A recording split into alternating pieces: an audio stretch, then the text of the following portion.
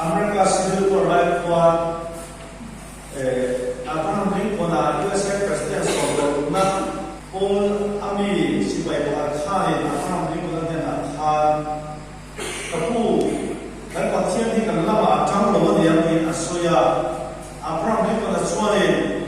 pathian kan lama atang le tang lo lam pa mai to lo ei ma di he pathian lama am tang le tin kan ngai to so chi din asoi ale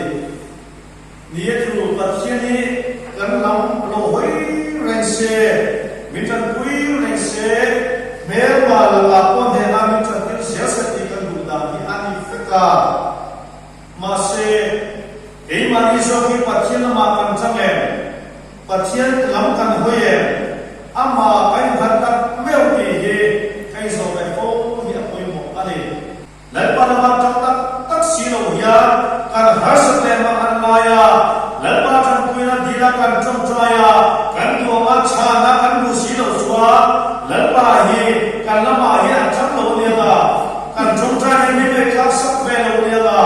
ya ni mai hi ol chi ale lai pa cha ni la kui kan la ma hi an cham reng se la with person ve mai lo wa kan de na om hi a cha renga ma se ki ma ni so kia kan din mun alo sia te le ma kan da alo sam de te ya la pa hi lo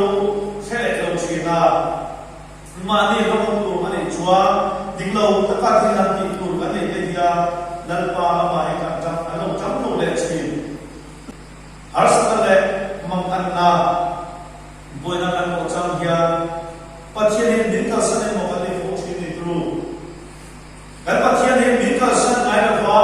en lai ko e kan lama atam renga ei ma ni so ke alo pasal le chin so ko va ge kan lama atam lo e mo hi kan lo ni le mai pai so chi ani kan lama la pa atam lo ni ma ti na lu ku lo ve ei ma ni so ke la pa la ma